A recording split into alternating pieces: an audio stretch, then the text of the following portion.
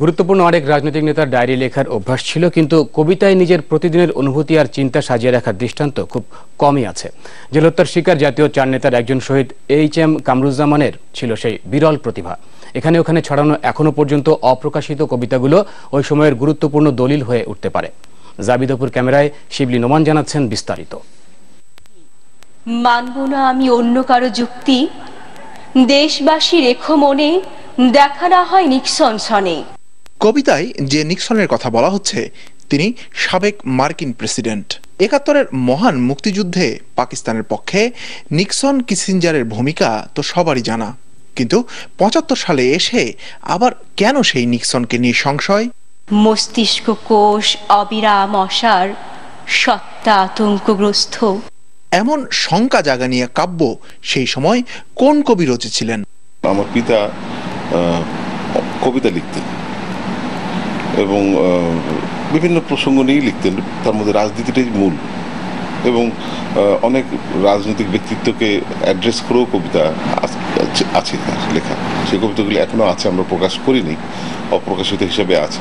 অনেক গুরুত্বপূর্ণ রাজনৈতিক কথা তিনি গোপন রাখতেন, আর সেগুলো কবিতায় প্রকাশ করে রেখে দিতেন সযতনে নিজের কাছে।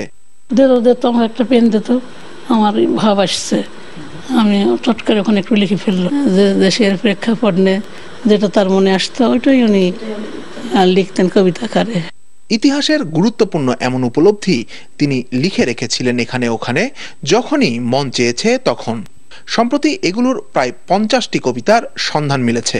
কখনো জাতীয় সংসদের প্যাডে করেছেন, কখনো এমনি সাদা কাগজে করেছেন, এবং এই কবিতাগুলো মানে অবসর সময়ই তিনি করেছেন, এবং সেই কবিতাগুলোর শিরোনাম সেভাবে দেওয়া হয়নি, কোনো কোনো কবিতায় দেওয়া হয়েছে, তারপর দেওয়া হয়নি।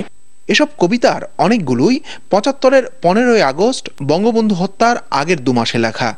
বঙ্গবন্ধু থেকে অন্যদেরকে বিচ্ছিন্ন করার প্রক্রিয়া চলছে, দেশের মধ্যে একটা কিছু হতে যাচ্ছে, একটা অশনি সংকেত।